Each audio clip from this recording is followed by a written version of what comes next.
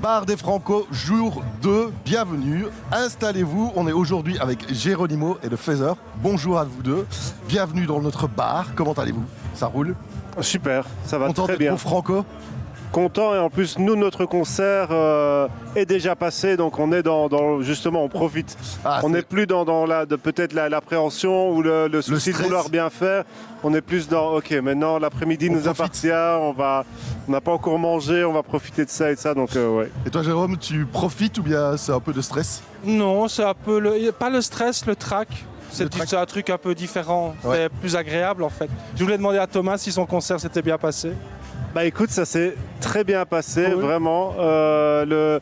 Plutôt, on va dire, les deux premiers tiers particulièrement bien, et sur la fin, on était un petit peu trop enthousiaste, donc il y avait plus d'énergie et un petit peu plus aussi d'imprécision, mais je pense qu'en fait, on s'en fiche. Il y a que nous, voilà, je crois en fait, si l'énergie est là, les gens préfèrent à mon avis un poil d'imprécision et plus de vivant. Voilà, je pense. Donc, alors le principe de l'émission, c'est que je vais vous préparer un cocktail pour vous présenter. Chaque ingrédient a une signification. Je vais commencer par le tien. Ok. Alors, je vais mettre au début du lait de coco pour la légèreté de la plume. Okay. Vu que The Feather, c'est ça, c'est la plume, et tu as une musique aussi qui est assez aérienne, je dirais. Tout à fait. On met du citron vert pour la vivacité et aussi parce que tu es travailleur, je dirais. Tu as plein de casquettes différentes, graphiste, musicien, tu es dans plusieurs groupes, ça bouge assez, quoi. Oui, tout à fait, c'est vrai. De l'eau pétillante, pareil un peu pour flotter dans tout ça. Okay. Pour ce côté aussi aérien. Et puis de la menthe fraîche. Parce que pour le côté lumineux, parce que j'ai l'impression que ce projet bébé et la réédition avec les nouveaux titres a quelque chose de plus lumineux que les anciens morceaux. Est-ce que tu es d'accord avec ça? Je suis tout à fait d'accord. Le premier album de mon projet solo était beaucoup plus mineur en termes d'accords et de couleurs de musique. Ouais. Il était, c'est ça, beaucoup plus mélancolique. Celui-ci, il y a des chansons où il peut y avoir simplement 4 accords dans la chanson qui tourne, et c'est pas grave, on cherche pas à rajouter des ponts dans tous les sens et à vouloir complexifier, mais plutôt d'essayer de saisir l'essence d'une chanson et de mettre plus de lumière, parce qu'aussi j'avais peut-être plus de choses positives à raconter sur ce disque-là. C'est ça. Heureux dans mon couple, une petite fille qui venait d'arriver, donc des chansons qui sont vraiment baignées de toutes ces choses-là, imprégnées de cette histoire. C'est vraiment la vie qui a changé ta musique alors, qui l'a rendue plus lumineuse? Je pense qu'il y a un lien intrinsèque entre ce qu'on vit et ce qu'on écrit, tout à fait. Je ne sais pas si c'est quelque chose que tu partages toi dans ta musique, le fait que ce que tu vis a un lien direct dans ce que tu écris?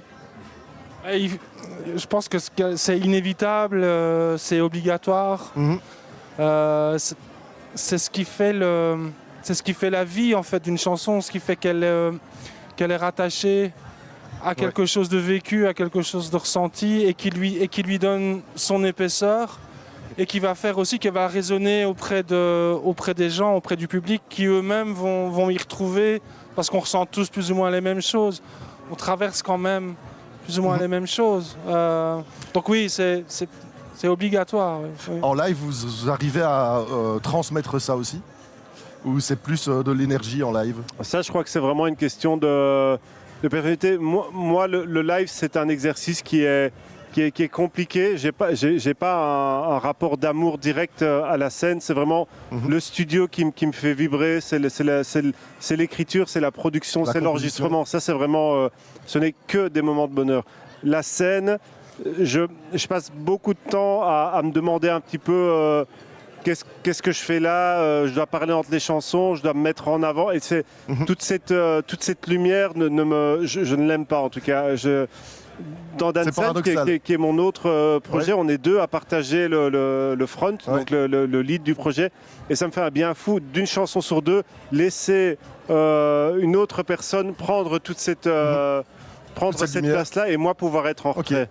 Donc voilà, dans un projet solo, mais en même temps, l'envie et le besoin de faire de composer mes propres chansons sans compromis est tellement énorme que je le fais quand même. Mais du coup, sur scène, il y a des concerts où j'arrive à lâcher prise et être juste dans le plaisir et pas réfléchir à tout ça. Mais ils sont plus rares. Aujourd'hui, c'était, je dirais, moitié-moitié. Je vous propose de goûter le cocktail de Feather. Et en attendant justement des concerts, on va en regarder parce qu'on va revenir sur les concerts qui se sont passés hier.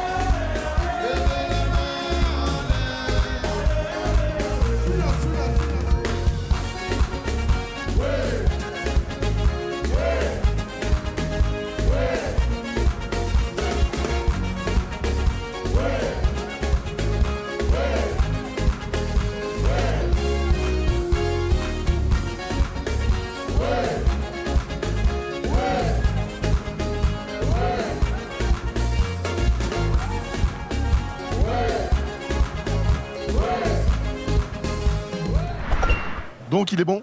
Il est bon. Il est bon. Ouais. Impeccable. Rajoutez peut-être un peu de citron, mais c'est pas mal. Je vais faire maintenant le cocktail de Jérôme. Fait à volonté. Et pourquoi il a un verre en cristal, lui? Celui-là est pas mal aussi. Hein. Alors, je vais commencer par un jus de pomme. Début. Un petit début parce que c'est naturel, c'est accessible et ça a un goût de nostalgie, tu vois. C'est le jus que tu buvais quand tu étais plus jeune, petit, etc. Donc pour moi, le jus de pomme, ça a aussi un goût de nostalgie. D'accord avec ça? Oui. Ce truc un peu mélancolique, oui. Oui, aussi. Oui. Mais j'aime bien les accords mélancoliques. Ouais. Je rajoute quand même de la ginger beer. Excellent. Pour le côté un peu justement dynamique et pétillant. Parce que évidemment, moi, je t'ai vu plusieurs fois en concert et c'est clair que il y a quelques années, ça déménageait quoi. Oui, on a souvent la fâcheuse tendance à mettre les amplis un peu fort. Un peu fort. Et de toute façon, là, c'est trop tard pour changer, donc on va faire pareil aujourd'hui. Bah oui, et puis cet album-ci aussi, il est fort centré sur ce côté-là, non, sur le côté hyper fort, avec une guitare, c'est la Ricken... une Rickenbacker. La Rickenbacker, ouais, c'est ça qui est... tout à l'heure aussi, ouais. Qui est aussi, qui porte la saturation et qui est assez péchu, non? Oui, mais ça reste toujours mélodieux et c'est pas du bruit d'agression ou de... Ouais. C'est du bruit... ça reste mélodieux. C'est romantico-bruitiste. Romantique. C'est de la mélancolie romantico-bruitiste. Une bonne description. Et je rajoute un petit peu de pamplemousse. Excellent. Pour le côté frais aussi et justement le retour, quoi. Voici le Geronimo. Merci. Vous me dites ce que vous en pensez. Santé. Chin chin. Alors justement, Jérôme, tu reviens ici avec la difficulté des rêves. Tu reviens à Geronimo après une longue pause avec ce personnage-là. Qu'est-ce qu'il avait de plus que les autres? Parce que tu as eu plein d'autres projets en attendant. Qu'est-ce qu'il a de plus que les autres, ce personnage-là? Il a rien de plus. Il est juste différent et c'est par moment, voilà, je le laisse un peu partir en voyage et j'ai pas besoin de lui tout le temps dans ma vie, en fait. Tu sens par contre que les gens l'attendent? J'ai été un peu surpris, oui, en fait, quand j'ai fait une petite tournée en solo, un peu confidentielle pour les 20 ans du premier album, et j'ai été un peu surpris de voir que les gens connaissaient mieux les paroles que moi. Mais c'est vrai que moi, sur le premier album, il y a plein de chansons qu'on connaît et qu'on peut encore chanter à tue-tête, quoi. Ça m'a touché, et puis alors après, en parlant avec les gens après le concert, ben souvent, tu vas refaire un groupe, tu vas refaire un nouvel album. Et alors au début de la tournée, je disais non, je fais ça.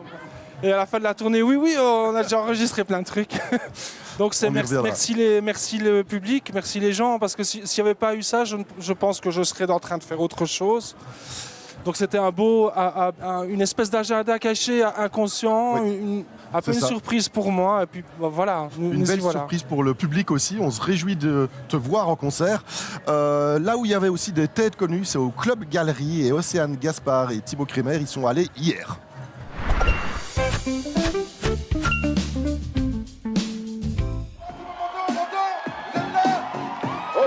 Ok.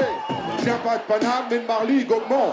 Y a pas de bitume là-bas, c'est que des factures, mais cela n'empêche que j'ai croisé. C'est la grande nouveauté de cette francophonie de Spa en plein cœur du village francophone, le Club Galerie. De 14h à 3h du matin, DJ set et soirée immersive s'enchaînent.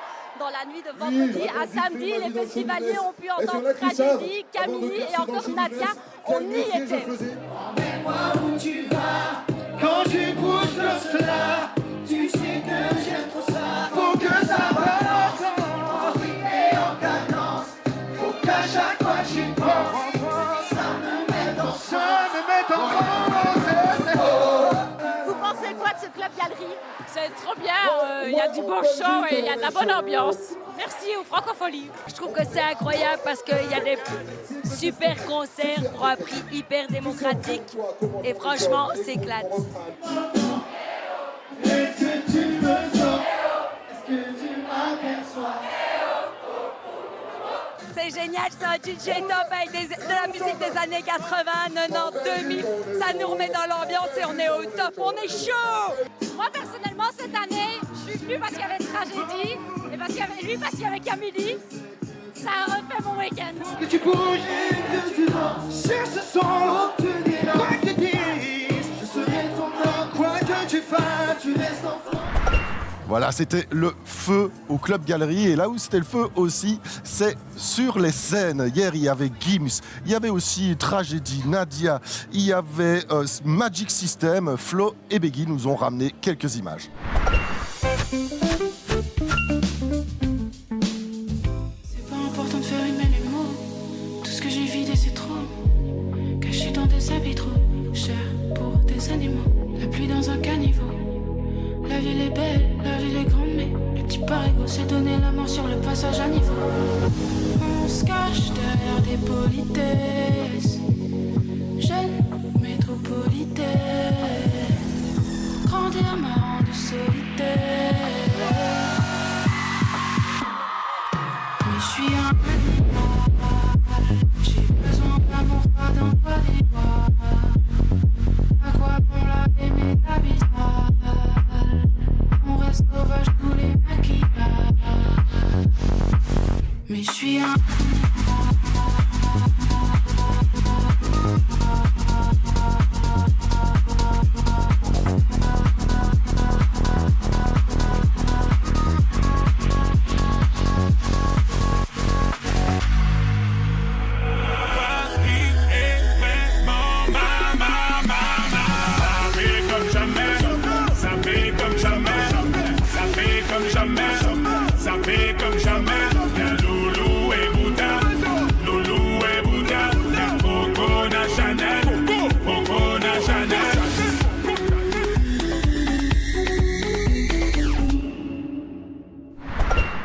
Donc il était bon le cocktail? J'ai adoré. Adoré. J'ai Et tout bu. toi? Alors, Moi- je l'ai trouvé très bon au niveau du goût, mais un peu sucré. Je me suis Un dit, peu allez, sucré. un Moi, peu d'eau pétillante pour casser le sucre, ça aurait été pas mal. On va imaginer maintenant que si vous êtes sur votre terrasse, ce bar, ça devient votre terrasse à vous. Quelle boisson vous servez? Moi, d'office, je prendrais plutôt la première la Feather. Et moi la Et toi, seconde. la deuxième? Ouais. Quel disque tourne en fond si vous êtes avec vos amis sur une terrasse? Oh là, probablement un album de Lelum. Lelum. Lelum, c'est un trio américain instrumental inspiré de un peu musique surf, un peu musique cubaine, Ok. hyper chill comme ça. Pour l'apéro, c'est bien. Oui, c'est bien. Voilà. Et toi, quel titre de bébé est-ce que tu prendrais?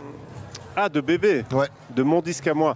Mais je prendrais pas une de mes chansons. Si moi j'étais à la terrasse, j'aurais pas envie de, justement, ça me mettrait souvent mal à l'aise. Donc je partirais plutôt sur un disque.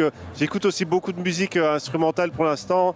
Un album comme Maston, c'est un artiste que j'aime beaucoup, qui fait une musique un peu, qu'on dirait, sortie des années 60-70, sans paroles, ça passerait bien. Mais je n'écoute... Si c'était moi aux manettes de la musique dans un bar, je n'écouterais pas ma musique. Plutôt musique des années 60-70 alors. Ouais, d'ailleurs, il y aura Sting au Franco. Manu est parti à la rencontre d'une fan de Sting, évidemment.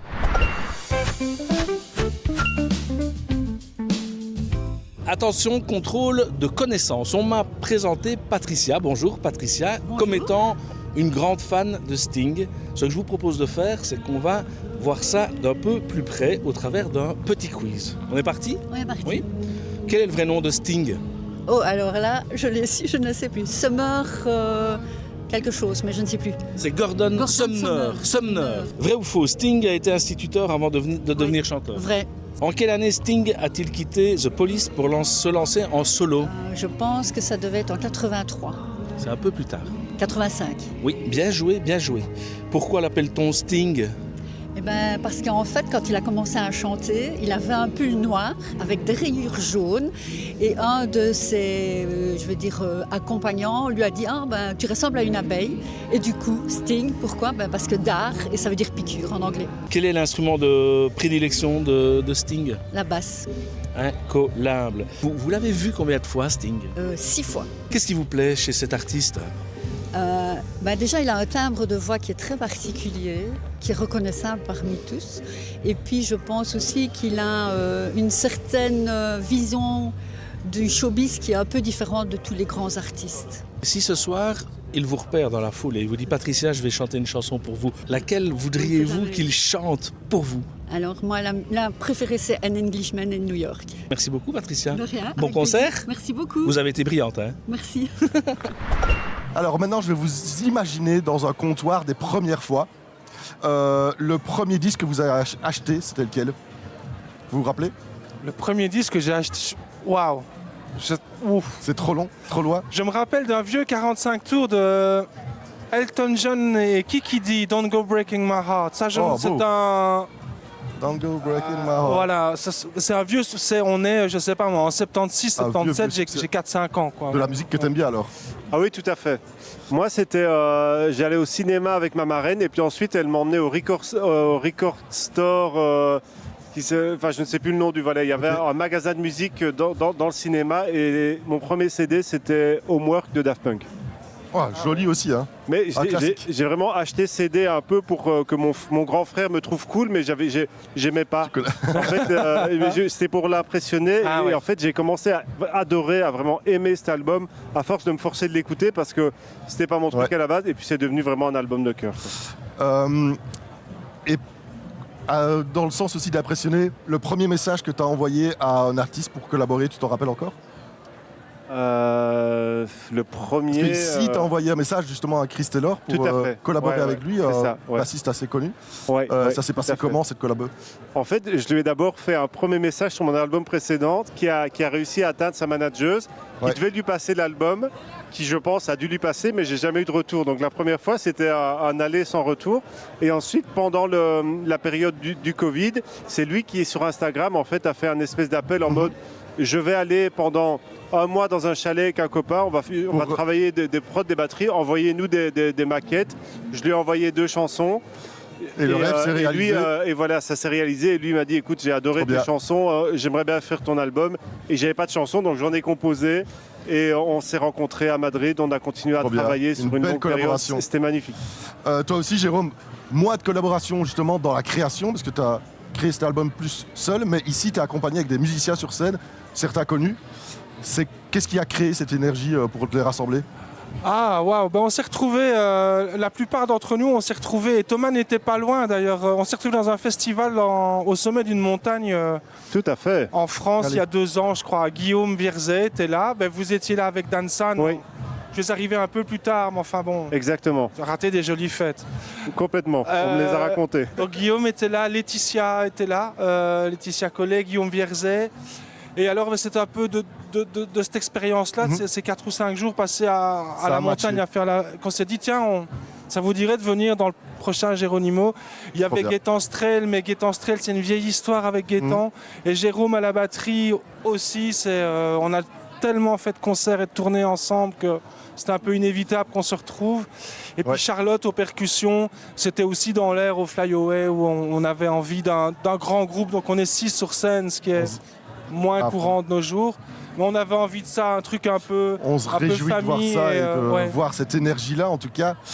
Merci à vous deux. Mais merci à vous. On se réjouit de continuer les Franco. Pour l'addition, c'est déjà payé. On a un extrait live qui paye cette addition de vos cocktails. Merci beaucoup et à demain.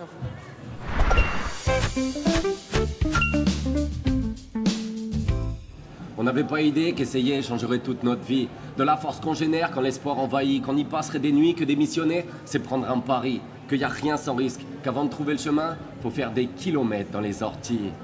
Pas idée qu'on s'arrêterait pas, que même les courbatures nous lâcheraient sur le bord de la route. Que parier sur le futur, c'est en accepter tous les doutes. Que voir le verre à moitié plein, c'est le remplir goutte après goutte. Pas idée de tout ce que ça impliquerait. Des kilomètres qu'on ferait à dormir contre une fenêtre. Des kilomètres de fête, des kilomètres d'effets. Des idées qui prennent forme en rayant les peut-être. Des kilomètres à prier que ça va marcher. Des kilomètres on en a fait, on en fera encore. Si la terre était plate, on serait déjà tombé. Eh ouais. Des kilomètres on en a fait, on en fera encore. On n'avait pas idée qu'y croire c'était ça voyager. On n'avait pas idée que la peur pouvait être si forte qu'au final on dit plus rien. Qu'on écouterait aujourd'hui pour toujours faire en sorte de contredire ce qu'avait prévu demain. On tournerait le dos à l'incertain, non. On n'avait pas idée que nos tentatives, nos cicatrices, on en ferait des tatouages, souvenirs de rire, de cris de larmes, de l'envie qui brûle, nous rend malades, qui nous réveille, nous accompagne, qui prend le sommeil en prise d'otage, qui fait ces choses qui nous dépassent, qui nous montrent qu'on en est capable. Pas idée qu'on formerait une équipe, qu'on porterait le même maillot, qu'on s'aiderait ou qu'on se détesterait en fonction de la météo, en fonction de la vie des autres, mais qu'on s'aimerait autant. Dans les victoires ou les fausses notes, non, pas idée de tous ces kilomètres instables, ces kilomètres par-ci par-là, de toutes les choses auxquelles on doit faire face. Mais quand l'avenir est dans nos mains et qu'on n'a pas les bonnes cartes, c'est quoi? Faut juste faire croire qu'on a un carré d'as. Allez, des kilomètres on en a fait, on en fera encore. Si la terre était plate, on serait déjà tombé. Eh ouais. Des kilomètres on en a fait, on en fera encore. On n'avait pas idée, non, pas idée. Qu'on ferait des paris de plus en plus fous, qu'on ferait pencher tous ceux qui avaient des doutes, qu'on ferait complet de Paris à Toulouse, qu'on cocherait toutes les cases de la to-do, qu'on ferait seul, ensemble, que mon compte bancaire devrait jouer la peine. Venez me dire que c'est un coup de chance, quand tu passes 10 ans à fabriquer un rêve, à ceux qui ont toujours une excuse pour pas nous aider, et qui s'amusent de nous voir galérer. La 4 autres ans on se les dessiner, on fera la cigale et le bikini, on marquera sur des cartes postales, qu'on a réussi, on fera honneur à nos cartables et toutes les envies qu'on avait depuis petit. Qu'on en est là, qu'on en est fiers, pour toutes les embrasses qu'on aura surmontées, passer par la fenêtre, j'en fais mon affaire. Si la grande porte veut rester fermée, on l'a vite dit, on pouvait le faire. Et c'est à nous qu'on se l'éprouvait, tu sais. L'impossible se libère quand on nous essayait de rêver. Des kilomètres on en a fait, on en fera encore. Si la terre était plate, on serait déjà tombé. Yes. Ça a été bien.